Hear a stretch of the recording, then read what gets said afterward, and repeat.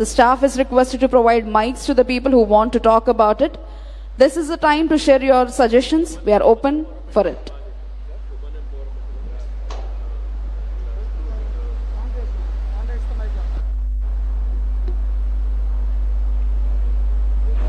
ఎవరైనా మాట్లాడాలనుకుంటే hand raise చేస్తే మీ దగ్గరికి మైక్ వస్తుంది. This is the time to share your opinions.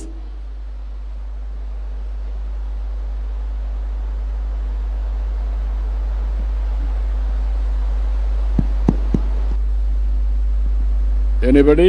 Okay. గౌరవనీయులు, మన ప్రీతమ ముఖ్యమంత్రి వారికి వేదిక నుండి పెద్దలందరూ కూడా పేరు పేరున ధన్యవాదాలు తెలియజేస్తున్నాను సార్. మరి ఇలాంటి మంచి ఆలోచన రావడం. మీ పేరు చెప్పారు? మీ పేరు? నా పేరు శేఖర్ అండి. నేను స్కూల్ టీచర్గా పనిచేస్తున్నాను నూతక్కిలో. సార్ గారిని గమనించిన విషయం ఏంటంటే, అరగంట సేపు మాట్లాడారండి. ఒక్క క్షణం కూడా అటు ఇటు తొణక్కోకుండా కదలకుండా మాట్లాడగలిగారు. మరి ఇలాంటి గొప్ప శక్తినిచ్చినటువంటి భగవంతుడికి వారికి ప్రత్యేకంగా ధన్యవాదాలు తెలియజేస్తానండి.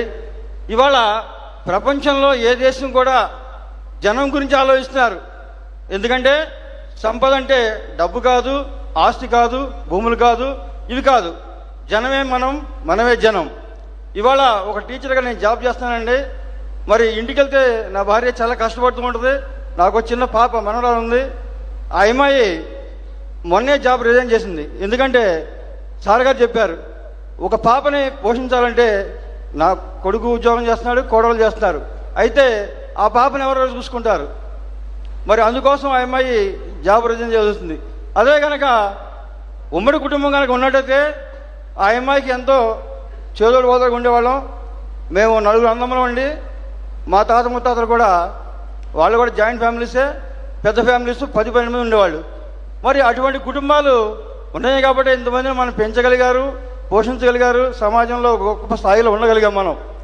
మరి ఈ రోజున మనకి చక్కని సందేశం ఇచ్చారు సార్ గారు. ఎందుకంటే మనం గనక కుటుంబాలను గనక ఆదరిస్తే మనకు వాళ్ళు తోడుగా ఉంటారు, కుటుంబాలు చక్కగా డెవలప్ అవుతాయి, సమాజం కూడా మొత్తం, ప్రపంచం మొత్తం కూడా తెలుగు వాళ్ళు అన్నారు మన సీఎం గారు. ఎందుకంటే 20 మంది మీరు తెలుగులో మాట్లాడినా, హిందీలో మాట్లాడినా, ఏ భాషలో మాట్లాడినా 50 మంది చేరతారన్నారు. మరి అంత గొప్ప సందేశం ఎందుకు వచ్చిందంటే, బాగా చదువుకున్నాం మనం, కుటుంబాలని, పెద్దవాళ్ళని అందరం కూడా గౌరవించాం కాబట్టి ఈ సంప్రదాయం మనకు వచ్చింది సార్. మరి ఇలాంటి గొప్ప సందేశం రావడం మేము చాలా ఆశ్చర్యంగా, ఆనందంగా ఆనందిస్తున్నాం. కాబట్టి మీ అందరూ కూడా పేరు పేరు ధన్యవాదాలు తెలియజేస్తూ, thank you sir, thank you for all. Thank you. నువ్వు ఒక క్యాంపెయినర్గా స్టార్ట్ కావాలి, స్టార్ క్యాంపెయినర్గా. Thank you sir. ముందు మీ కుటుంబం అంతా ఒక ఇంట్లో ఉండాలి, మీ పిల్లలు కూడా నచ్చ చెప్పాలి, కంబైన్ మళ్ళీ జాయింట్ ఫ్యామిలీలో ఉండాలి, ఉండి రెస్పాన్సిబిలిటీ, బాధ్యతలన్నీ కూడా షేర్ చేసుకోవాలి. అప్పుడే మనకు ఒక ఇది వస్తుంది. నేను చాలా కుటుంబాలు చూస్తున్నా. మొన్న నేను కుప్పం పోయినప్పుడు ఒక కుటుంబాన్ని చూశాను. దగ్గర first generation, second generation, third generation కలిసి ఉంటున్నారు. ఒకరు అమెరికాలో ఉంటున్నారు, ఒకరు బెంగళూరులో ఉంటున్నారు, కొంతమంది లోకల్గా ఉంటున్నారు. అందరూ కలిసి ఒకే ఇంట్లో ఉండి షేర్ చేసుకుంటున్నారు. సంపద కూడా షేర్ చేసుకుంటున్నారు. That is a great success story.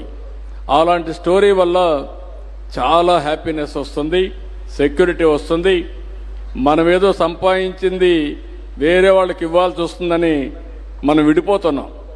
ప్రభుత్వం కూడా మీరు ఎక్కువ మంది ఉంటే తక్కువ డబ్బులు ఇస్తున్నారు, ఈ భారం అని చెప్పి. ఈ ఆలోచన విధానం ఈ రోజు నుంచి మారుతుంది. జనాభా నియంత్రణ కాదు, జనాభా నిర్వహణ అనే డెఫినేషన్ ఇచ్చి ముందుకు పోదాం. మీలాంటి టీచర్స్ ఆర్ ది బెస్ట్. మీరు ఇప్పటి నుంచి పిల్లల్ని కానీ మాట్లాడుతూ ఉంటే, మీ పిల్లలు పోయి ఇంట్లో కానీ చెప్పగలిగితే దెన్ గేమ్ చేంజర్ అవుతుంది. మీరు చేయండి, నా బాధ్యత నేను చేస్తాను. థ్యాంక్ యూ అమ్మా. Thank you.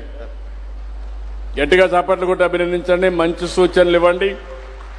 ఆ అమ్మాయికి, ఆ సిస్టర్కి అండి, ఆ పాప వెనకాన ఎవరు? ఓకే అమ్మా, చెప్పమ్మా. సార్ నమస్తే సార్.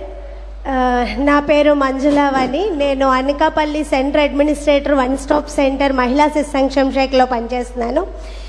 ఇది ఈ కార్యక్రమం వరల్డ్ పాప్ సమ్మిట్కి ఇక్కడికి నేను రావడం చాలా గర్వకారణంగా ఫీల్ అవుతున్నాను.